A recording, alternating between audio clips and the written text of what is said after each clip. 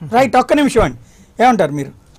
ప్రధానంగా అంటే ఈ ప్రతిపాదన అప్పట్లోనే విజయమ్మ చేసింది, మీదేమో బీసీల పార్టీ అంటారు కానీ తెలుగుదేశం ఆ రోజునే కనుక మీ ఇద్దరు చర్చించుకుని మీ ఇద్దరు బీసీ క్యాండిడేట్లను పెడితే అప్పుడు వేరే వాళ్ళు వేరే క్యాండిడేట్ని పెడితే అప్పుడు మీరు నిలదీయడానికి వీలుండేది. సరే, 2014లో విజయమ్మ చెప్పిన మాటలు ఏమని ప్రస్తుతం ఆ వారికన్నా మొదలు మేము 126 సీట్లు అనౌన్స్ చేసినాం. అనౌన్స్ చేసిన సీట్లలో 31 సీటు బీసీలే ఉన్నాయి దాంట్లో. అదే మరి వాళ్ళు ఇచ్చినటువంటి ప్రతిపాదన మేరకు 31 సీట్లలో బీసీలనే పెట్టొచ్చు కదా. లేదనుకుంటే జనసేన సంబంధించిన వాళ్ళు కూడా కొన్ని సీట్లు అనౌన్స్ చేశారు, ఆ సీట్లలో కూడా వాళ్ళు బీసీలనే పెట్టొచ్చు కదా. కాబట్టి మాటలకు చేతలకు చాలా డిఫరెన్స్ ఉన్నది.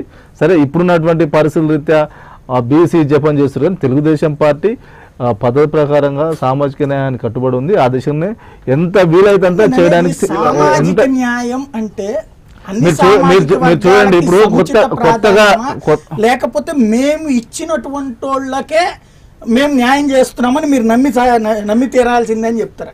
అట్లాగే తెలుగుదేశం పార్టీ ఆ మూలాలతోనే పుట్టింది. జనరల్ స్థానాల్లో కూడా జనరల్ స్థానాల్లో కూడా ఎస్సీని పెట్టి గెలిపించినటువంటి సంఘటనలు పుట్టారు.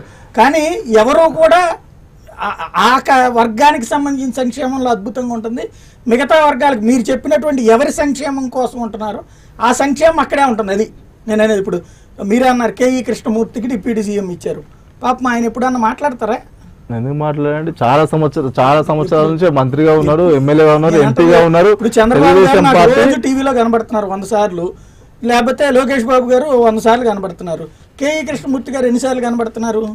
డిప్యూటీ సీఎం ఎందుకు రెగ్యులర్ గా కనపడుతున్నారు? ఎక్కడంటే మీరు కేఈ కృష్ణమూర్తి గారు రెగ్యులర్ గా, యనమల రామకృష్ణుడు గారు రెగ్యులర్ గా కనబడతాడు, కాలువ శ్రీనివాస్ గారు కనబడతాడు, వాళ్ళు మాట్లాడుతుంటారు. మంత్రివర్గంలో కూడా అది ఇక్కడ ఒక చిన్న తేడా ఉంది. అంటే వాళ్ళు మొత్తం నడుచుకుంటూ వెళ్తున్న విజువల్ కాదు, మైక్ ముందుకు వచ్చి కెమెరా ముందుకు వచ్చి మాట్లాడేదాన్ని ప్రామాణికంగా తీసుకుంటాం. ఇప్పుడు మీ పార్టీలో బీసీలు బోల్డ్ అంతమంది ఉన్నారన్న లెక్క ఎట్టుంటుందో అట్లాగే ఉంటుంది. మైక్ ముందుకు వచ్చి మాట్లాడడం అంటే అథెంటిసిటీ ఎవరికింది?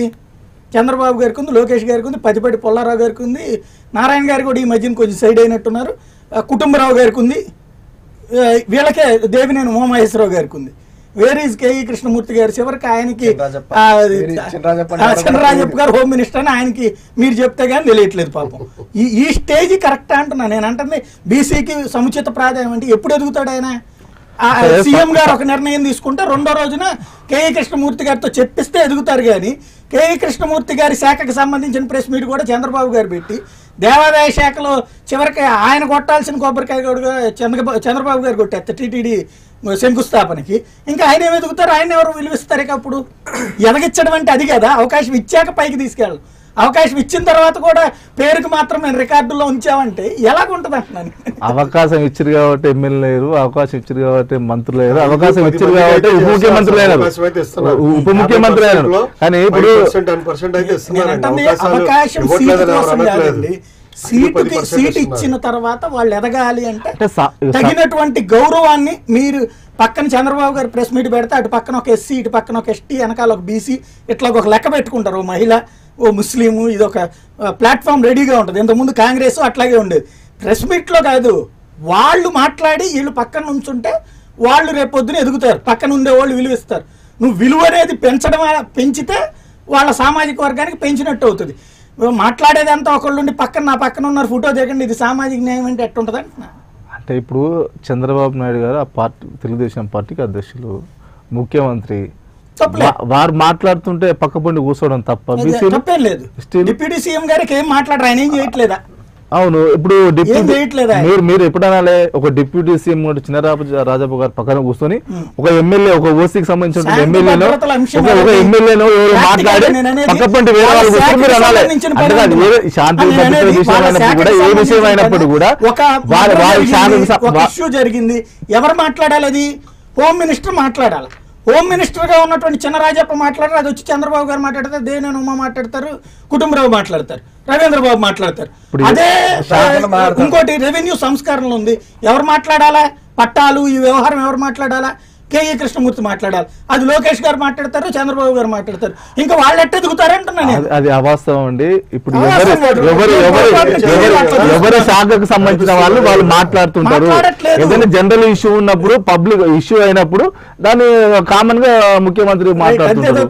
వేరే తప్ప అక్కడ ఇప్పుడు శాంతి భద్రత విషయంలో చినరాజప్ప గారే మాట్లాడతారు, రెవెన్యూ విషయంలో కేఈ కృష్ణమూర్తి గారే మాట్లాడతారు. చెప్పండి సాయి గారు చెప్పండి. అంటే ఇది పెద్ద రాజకీయ విమర్శ కాదండి, కానీ ఒకటైతే చెప్పదలుచుకున్నాను. కేఈ కృష్ణ ఒకసారి ఆగస్టు 15 జనవరి 26 ఒక సందర్భంలో చంద్రబాబు నాయుడు గారు విదేశీ పర్యటనకి వెళ్ళారు. వాస్తవంగా సాంప్రదాయబద్ధంగా జెండా ఆవిష్కరణ అనేది ఎవరు చేయాలండి? మీకు మాకు తెలిసి ఎవరు చేయాలి? చేసింది ఎవరో అడగండి. ఆయన గుర్తులేదు బాబు. చంద్రబాబు నాయుడు గారి సతీమణి భువనేశ్వర్ గారు చేశారు. మరొకటి రెవెన్యూకి సంబంధించి చుక్కల భూముల గురించి ప్రెస్ మీట్ పెట్టాల్సింది కేఈ కృష్ణమూర్తి గారు, యాక్టర్ శివాజీ గారు పెట్టారు. భువనేశ్వర్ గారు ఎక్కడ చేయలేదు అది తప్పది. ఇక్కడే క్యాంప్ చూపించరా? ఇప్పుడు హెడ్ క్వార్టర్ లో అంటే సచివాలయంలో పద్ధతి ప్రకారంగా ఎవరు చేయాలన్నా వాళ్ళు చేసినారు. వాళ్ళు ఇంట్లో ఎవరు చేస్తారండి? ఇంట్లో కాదండి, అవును క్యాంప్ ఆఫీస్, అది క్యాంప్ ఆఫీస్, వాళ్ళు క్యాంప్ ఆఫీస్ అది ఎవరు చేస్తారు? డిప్యూటీ సీఎం వచ్చేస్తారు క్యాంప్ ఆఫీస్. క్యాంప్ ఆఫీస్ అంటే ఎవరు? సీఎం తర్వాత ఎవరు ఉంటారు? ఇది ఏమన్నా రాచరికమే ఏంటి? భార్యలు పిల్లలు వచ్చి జెండాలు ఎగరేయడానికి వాళ్ళు ఉండే నివాసం అండి, అది ఇంట్లో చేసుకోవాలి. వాళ్ళు ఉండే నివాసం, అది కార్యాలయం. క్యాంప్ ఆఫీస్ వాళ్ళు ఉండే అధికారిక నివాసంలో, వాళ్ళు ఉండే అధికారిక నివాసంలో వాళ్ళు లేనప్పుడు ఎవరు చేస్తారు? రాజ్యాంగబద్ధంగా ఎస్పీలు, డిఎస్పీలు, వాళ్ళు ఐజీలు వాళ్ళందరూ వచ్చి సెల్యూట్లు కొట్టుకుంటూ భువనేశ్వర్ గారు పతావిష్కరణ చేస్తుంటే వాళ్ళందరూ సెల్యూట్లు కొట్టుకుంటారా?